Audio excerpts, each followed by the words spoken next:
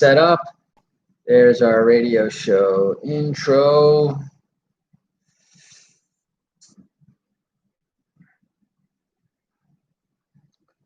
So let's see here. So today's our ATM edition. Bob Bilsker, how are you?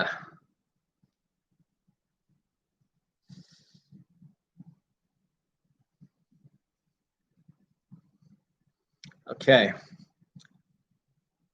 So we've been having some challenges with the technology for the last couple of days. Hopefully this. So it looks like that's reverse. Richard Kuttner. Greetings. What's up, B?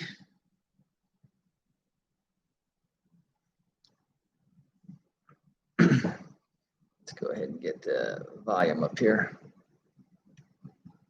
All right. So we've been playing around with the lights a little bit. I changed the position of the lights, see if that would get it a little bit out of.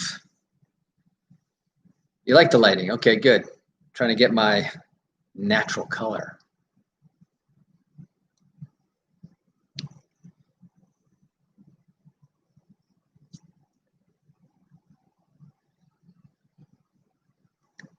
And hello, South Florida. Welcome to another live edition of The Real Estate Show, South Florida's #1 program about real estate, America's longest running daily radio show, all about the topic of real estate. My name is Eric Willner, and here we are in the throes of an election year on the eve of Halloween, and all the things that are going on now in the marketplace now. You know, it's been a stock market up, stock market down. What a crazy week.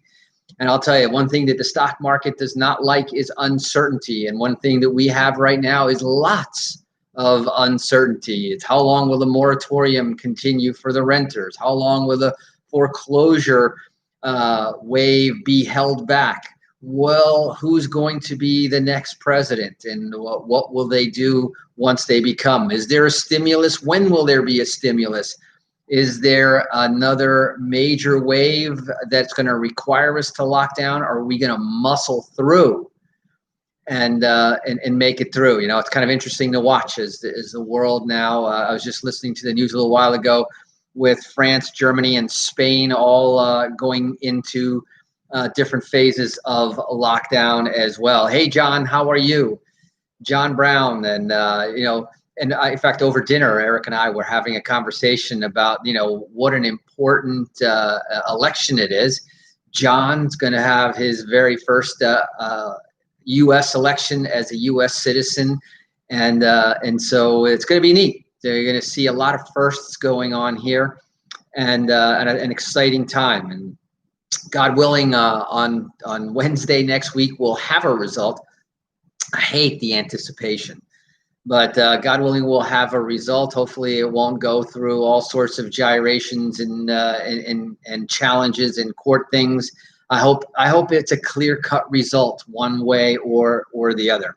Anyway, I want to welcome everybody here to the Real Estate Show. If you're listening to us on our AM 1470, the original station here, whether you're listening to on our FM stations at 95.3, 96.9, and 103.9 from end to end on the FM dial. Either way, you can find us also on some of the iHeartRadio, the TuneIn, these radio apps. All you have to do is search for WWNN 1470. And you'll get Money Talk Radio there and be able to reach us. And if everything else is too complicated, you want something simple, just go to automaticlandlord.com. That's automaticlandlord.com. Go up to the top of the page there, click on the radio show, the Real Estate Show. And if you're here during the hours of 8 to 8:30 p.m., then just click on the Listen Live button. If you missed that time frame, well, wait, breaking news right now. If you were here on Monday, we announced that the Real Estate Show is on the move as well. We're now going to be on a new radio time at 5 p.m. during drive time. So hopefully I can catch a ride home with you during the week, Monday through Friday. We'll be there at 5 p.m. And for the time being, we'll be at both 5 and 8 p.m. But just remember that our new permanent home will be at 5 p.m. So no matter how you're listening to us, be it on any one of the 4 stations here in South Florida, the iHeartRadio, or whether you go to our website at automaticlandlord.com, just remember 5 p.m., 8 p.m., double dose of vitamin real estate each and every day. So I want to thank you. It's thanks to you, the listeners, who have let the radio station know that when that particular spot on the dial became available, they came to us and invited us to be in this spot. So I want to say thanks to all of our listeners who contributed by letting the station know that you like the quality of the program, that you like the quality of all the programs on there. And most of all, here at the Real Estate Show, we're grateful now, celebrating now into our 22nd consecutive, uninterrupted, through good times and through bad times, right here, serving the South Florida market, and then later on the rest of the country as all the barriers fell to the side. And we now broadcast this show not only South Florida, but nationwide. Not only nationwide, but worldwide now. And I know on our regular shows, hey, John said that he already voted. Way to go! First year as a U.S. citizen, exercised his right as a citizen and his civic duty. Way to go! Simone from Boca Raton is also on there, and so is Marianne from the west coast of Florida. And so what we have in store this week, we've been talking about the automatic landlord process. And the automatic landlord process is something that we have developed over the years, fine-tuned and perfected over the years. And it's in a constant state of constant refinement as well. But if you've been following our radio shows, we've been talking about, first of all, making everybody aware of what's going on in the pandemic, what to do in the pandemic, whether you're a homeowner, whether you're a real estate investor, whether you had a mortgage, whether you didn't have a mortgage, what to do in the event of you had the option to pay rent or not pay rent. And all along, we hope that we're giving you great information and good, solid guidance. That's why we've been here for 22 years. And then we started talking about getting ready to relaunch as the states opened up, particularly here in Florida. We're just about all the way opened up, social distancing practices aside. But everything else is, if you were to drive down I-95, you would see rush hour traffic, almost like it used to be. And, I think yesterday or the day before, we got the news that the GDP was up 33%. The highest increase in the history since they have been keeping track of that. So some decisions are being made correctly. And of course, I know one thing is for sure. I've seen it in Texas. I see it here in Florida, is that Americans want to get back to work. Americans want to get out there and do what they do well. And I can tell you here on the Real Estate Show, we're no different. We're dying to get out and go to work and get the economy going, whether it's one house at a time on the Real Estate Show, whether it's one building, one partial, one investment, one loan at a time.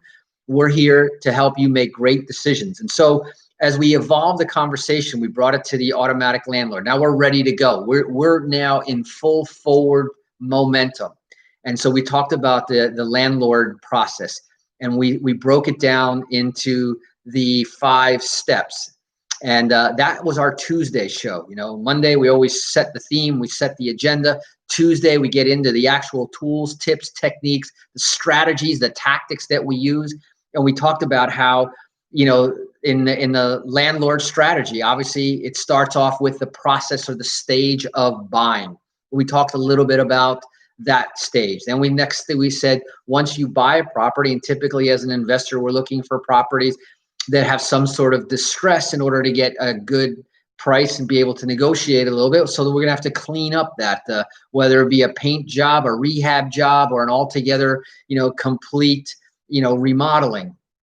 But once we have now bought the property at a discount, got some equity, we then improved it, got some more equity.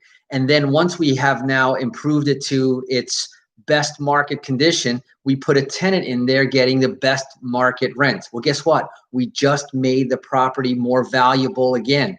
And now with an income producing property getting top market rent in top market condition, then we turn around to the bank and say, okay, now it's time for us to refinance that property.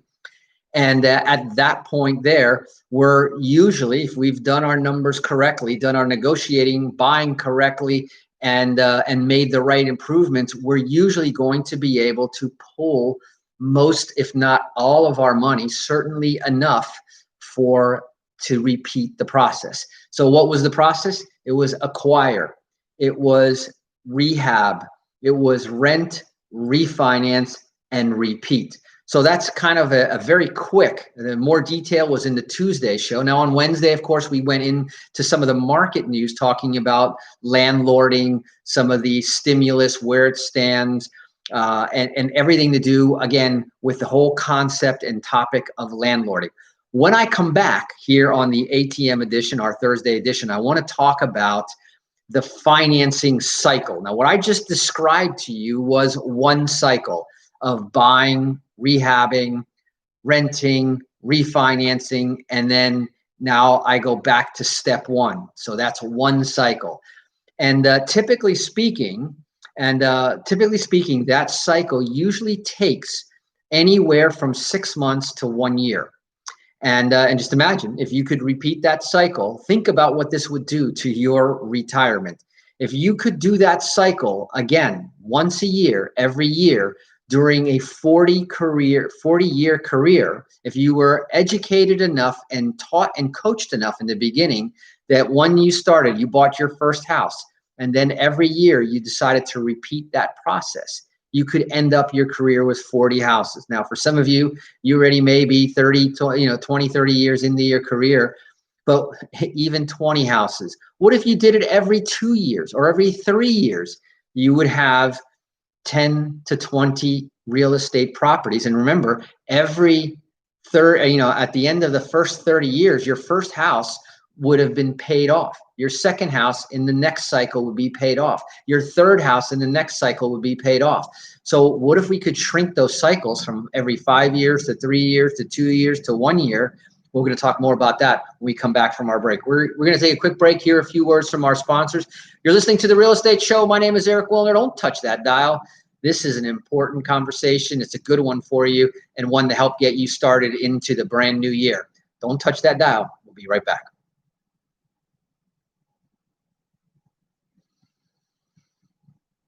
Happy Friday Eve there, Marianne.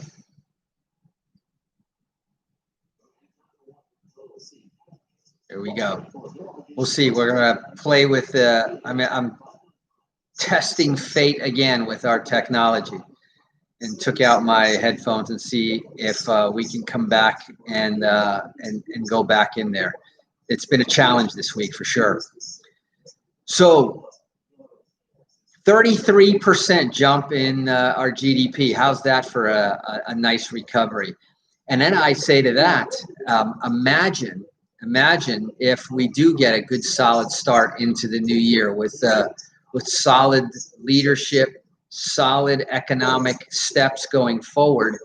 A lot of those jobs that we went from nearly 15% unemployment, and I don't know whether we actually we were at 14 point something.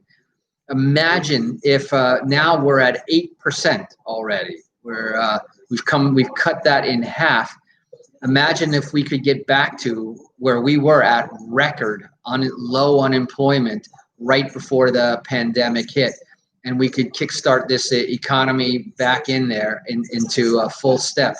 What that would do for everybody across the country. It would be just amazing. So fingers crossed, say your prayers, make sure you vote.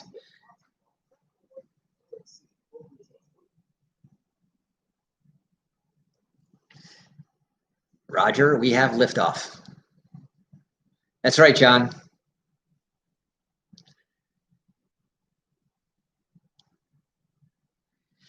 And welcome back. For those of you just joining us, you are listening to The Real Estate Show, another live edition of The Real Estate Show, heard live Monday through Friday, each and every weekday from 8 until 8:30 in the evening, and starting November, right, which by the way is Monday. It's just a few days away. So start marking your calendars, put that little reminder, set the alarm on your phone, because starting Monday, we're going to go live at 5. That even sounds fun. Live at 5 on Monday, starting November. And so starting November, we'll actually have 2 editions of the Real Estate Show going each day. So as you can tell, I am very excited. I hope that you guys will all join me in not only that excitement, but that energy. And if any way the Real Estate Show can help you to get launched, listen to some of these past couple of weeks have all been about the relaunch. I think we've positioned ourselves very, very well coming into the new year. And I think that 2021 will be a phenomenal year. And so we were talking before the break, and I built out what the cycle was for the automatic landlord. This is a system that I gave you the stages, but what you do at each stage is the critical piece to the puzzle. And over the next several weeks, we're going to break down each individual stage, and we'll go down deep. We'll go down and get our hands nice and dirty and explain exactly what we mean in each step of that stage. And then we got some other cool announcements. We're actually going to be releasing the automatic landlord book in the beginning of the new year. So you're going to be able to get this blueprint in writing for you to be able to follow. And a lot of this will be done right here on the air as we develop.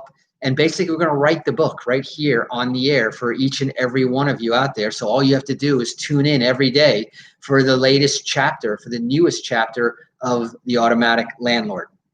So we talked about the 5 stages, and I said that was one cycle.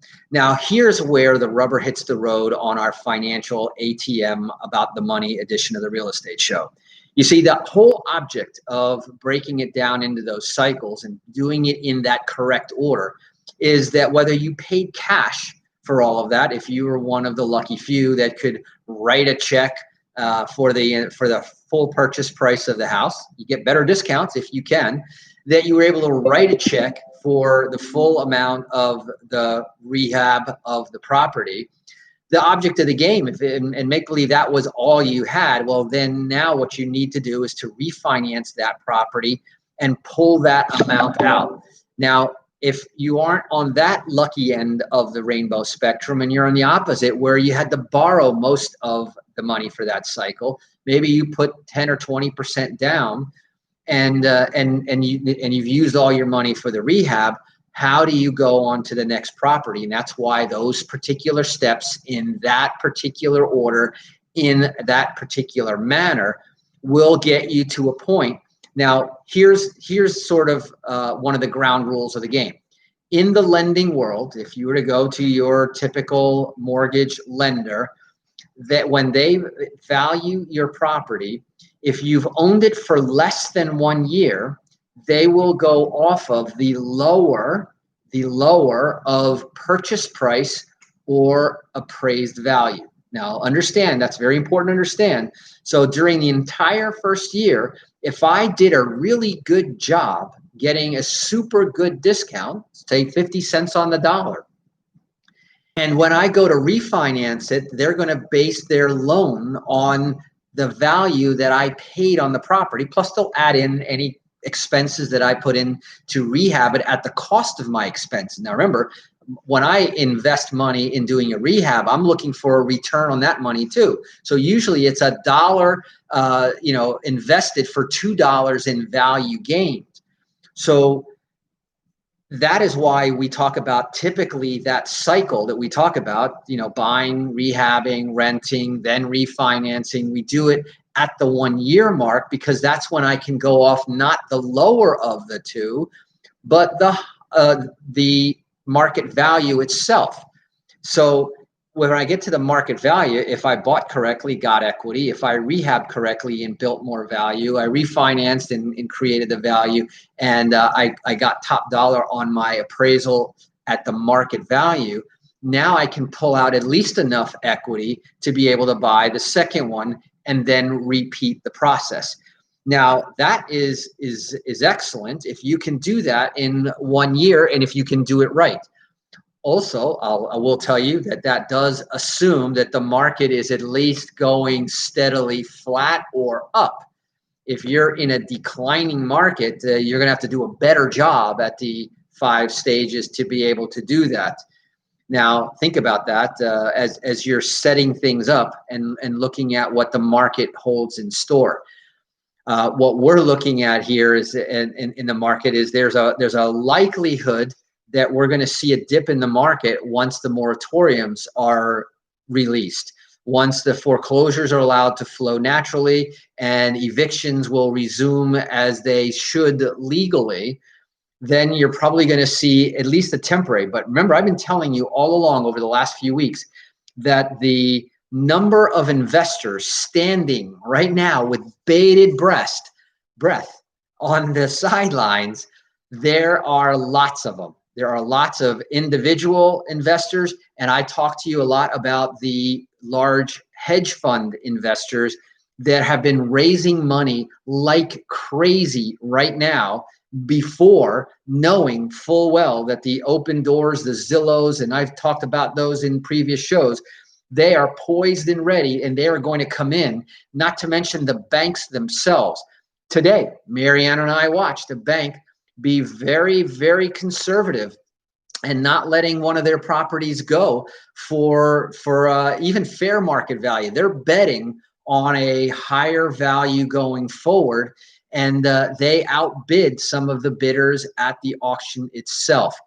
So here's the thing. Right now, we've laid out the roadmap for what one cycle looks like. Now imagine, and P.S. if you could do it once a year, I'm going to tell you that you're doing great. Now there's a lot of investors like yours truly, they don't want to wait a whole year to repeat that cycle. We can repair and fix a property in less than 1 year, or in less than 6 months. In fact, in many cases, in less than 3 months. If that's the case, then we would like to be able to use the 2 to 3 months to rehab it. Use another month if necessary, and if you're doing your job right, it shouldn't take you that long, but another month to get rented up. Now we're at the 4-month mark. Imagine that if instead of having to wait 1 year to repeat my cycle, I could repeat my cycle in 4 months. That means I could actually have 3 cycles in a year instead of just 1. And that would be a phenomenal way to build. And remember, I'm always parlaying my first investment into my second investment, building the equity, in creating and forcing the equity, parlaying that equity into the next property. And that's it's hard for us to detail this. And next week we'll be having a workshop on the automatic landlord process, and I'll be talking more about that as we start our new show in our new week, and you'll get all the details of that going forward. But if you want to get on the list to be able to get the information for that free workshop, then text the word landlord to 561-861-2366. That's right. Text the word landlord to 561-861-2366. And we'll make sure that we get you on the list to get the information. It will be a virtual workshop, so it'll be as healthy and as safe as any can be, just like the simple and safe approach to buying income-producing real estate that we're always talking about here on the radio show. So if you were to go to one of your banks, your Wells Fargo's and your Chase banks and your regular big box banks, you're going to find out that they will not make an exception to that 1 year rule. They call it the 1 year seasoning. Now, there are special lenders that are not your conventional Fannie Mae, because that's a Fannie Mae guideline, that will use a period less than the 12 months.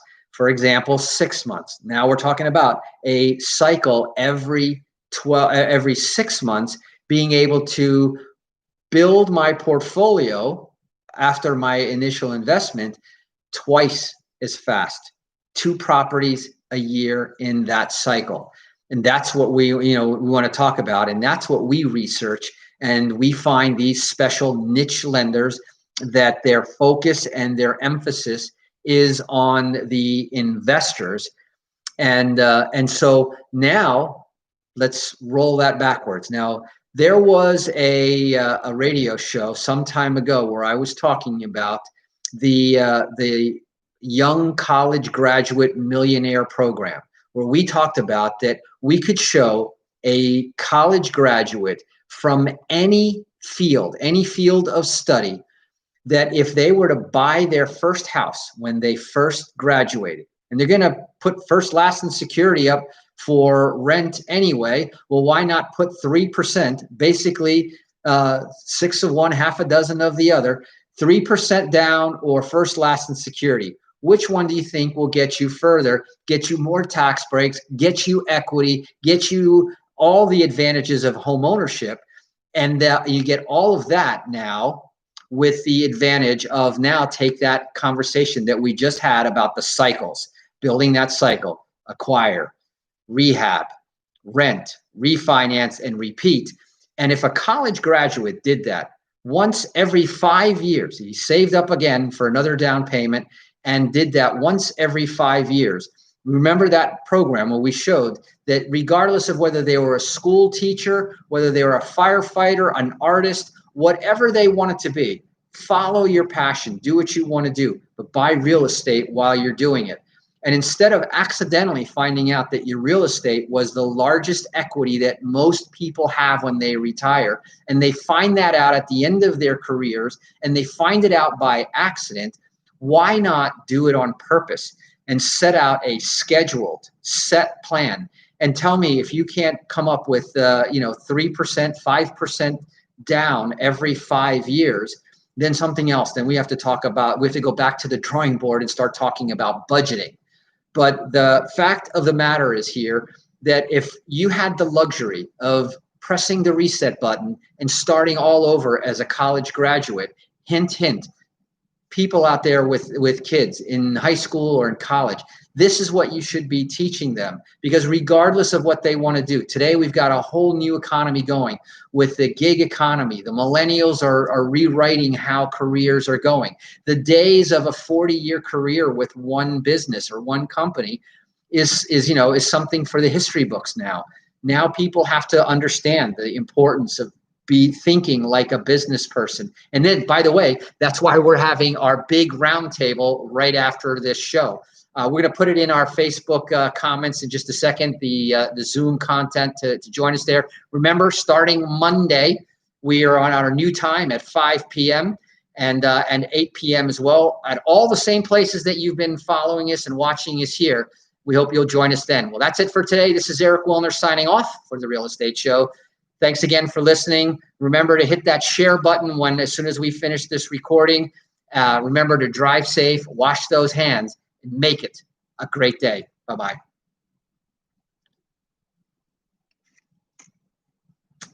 We are done there. All right, thanks, Ken. That was hassle